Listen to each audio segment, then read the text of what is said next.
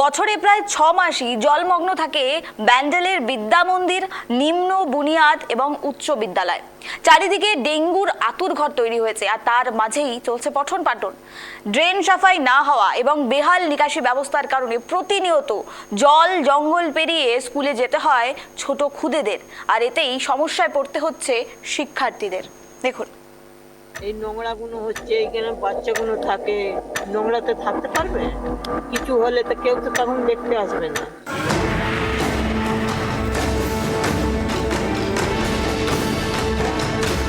এত বছরের ধরে স্কুলটা পড়ে আছে, কিন্তু কোনো কাজ বাজ হচ্ছে না।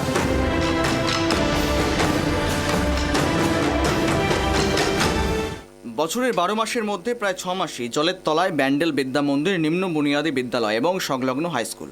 প্রাইমারি স্কুলের প্রায় 250 জন পড়ুয়া প্রতিদিন জমে থাকা নোংরা জল টপকে ক্লাসরুমে আসতে বাধ্য হচ্ছে। স্কুলের চারপাশে তৈরি হয়েছে ঘন জঙ্গল ও আগাছা, যেন ডেঙ্গুর আঁতুড়ঘর। এই জমা জলের কারণে অনেক পড়ুয়ার চর্মরোগ দেখা দিচ্ছে, সঙ্গে রয়েছে বিষধর সাপের ভয়। এমনকি রান্নার জায়গায় জল জমে থাকায় ক্লাসরুমেই রাধা হচ্ছে মিড ডে মিল। ক্ষুব্ধ অভিভাবকেরা সন্তানদের সুরক্ষায় তীব্র উদ্বেগ প্রকাশ করছেন। প্রায় 75 বছরের ঊর্ধ্বের স্কুল ব্যান্ডেল বিদ্যা মন্দির। বর্তমান পরিস্থিতিটা দেখানোর চেষ্টা করছি। যেদিকেই তাকানো যাচ্ছে সেদিকেই কিন্তু স্কুলে শুধু জল আর জল, তার সাথে গরু মরা, কুকুর মরা, বেড়াল মরা, এগুলো তো আছেই। মানুষের উচ্ছিষ্ট সমস্ত কিছু ভাগাড়ে পরিণত হয়েছে ব্যান্ডেল বিদ্যা মন্দির চত্বর।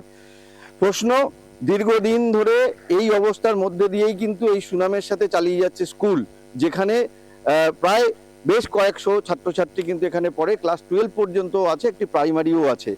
সব মিলিয়ে কয়েক হাজার ছাত্রছাত্রী কিন্তু রোজ এখানে উপস্থিত হয়। কিন্তু বর্ষা হলেই ছুটি, কারণ সেখানে নেই কোনো পরিষেবা। এখন এই নোংরাগুলো হচ্ছে, এইখানে বাচ্চাগুলো থাকে, নোংরাতে থাকতে পারবে? কিছু হলে তো কেউ তো তখন দেখতে আসবে না। কে কলেরা হয়ে গেল, কি আরো কিছু হয়ে গেল, এই মশা আছে, কি আর কেউ নিউমোনিয়া হয়ে গেল। অবস্থা প্রচন্ড খারাপ।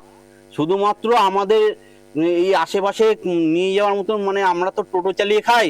এবার যদি ওইদিকে হুগলি গাছ ফুগলি গাছ কিংবা ওই আর একটা কি স্কুল আছে, গার্লস স্কুল বিনোদিনী, হ্যাঁ, এবার আমাদের তো সবসময় নিয়ে আসা সম্ভব নয়। এবার যদি একটা গাড়ি ভাড়াও করে দিতে যায়, তাহলে 2,000 টাকা চাইবে।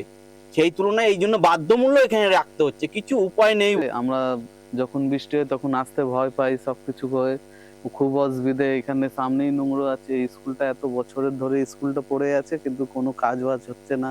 এটাই আমরা অনুরোধ করব সরকারকে দিয়ে, যে এইটাকে যাতে পরিষ্কার করা হোক, এটা পরিষ্কারের জন্য করা হোক, যাতে জল পাসটা হয়। অভিযোগ শুধু এই স্কুলই নয়, আশেপাশের অন্যান্য স্কুলের শিক্ষার্থীদেরও এই একই জল কাদা পেরিয়ে যাতায়াত করতে হয়। স্কুলের শিক্ষক ও স্থানীয় প্রশাসনকে জানিয়েও কোনো স্থায়ী সমাধান মেলেনি।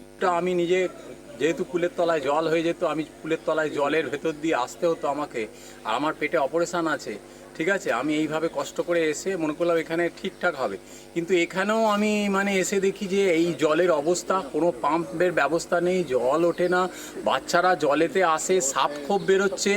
এবং একটা জিনিস সব থেকে আমার বাজে লাগে, যে এখানে পঞ্চায়েত রয়েছে, সব কিছু রয়েছে, এত কিছু রয়েছে, পাশে একটা ভাগাড়, দুটো হাই স্কুল, ভাগাড়ে মোড়া ফেলে দিয়ে যাচ্ছে, পচা দুর্গন্ধ ছাড়ছে, সেই জল পুরো ভেসে যাচ্ছে। এবং হাই স্কুলের সেফটি ট্যাঙ্ক থেকে আরম্ভ করে সব ভেসে একাকার হয়ে গেছে, সেই জলেতেও আমরা খবর পেয়ে ব্যান্ডেল বিদ্যা মন্দির, নিম্ন বুনিয়াদী বিদ্যালয় পরিদর্শনে যান চুঁচুড়ার বিজেপি বিধায়ক সুবিন নাগ। চরম অস্বাস্থ্যকর পরিবেশ দেখে রীতিমতো ক্ষুব্ধ হন তিনি। পড়ুয়াদের জীবন এবং স্বাস্থ্য নিয়ে ছেলে খেলা করা হচ্ছে বলেও রাজ্য সরকার ও স্কুল পরিদর্শকদের করা ভাষায় আক্রমণ জানান বিধায়ক। এই অস্বাস্থ্যকর পরিষেবার কিভাবে একটা স্কুল চলতে পারে? দেখুন, এখানে এই জল জমে রয়েছে। এখানে আমার তো মনে হয় ইমিডিয়েট এখানে স্কুল ইন্সপেক্টররা এসে এই জল জমার কোনো ব্যবস্থা নেওয়া উচিত। এখান থেকে ডেঙ্গু হতে পারে।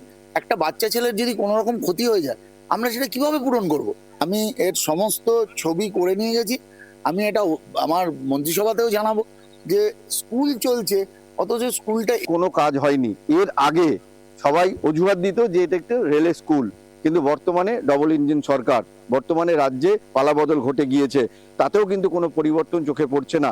এই মুহূর্তে 3 মাস হলেও কিন্তু ইতিমধ্যে বিধায়ক এসে ঘুরে গিয়েছেন, তিনিও কিন্তু জল ডিঙিয়ে স্কুলে ঢুকেছেন।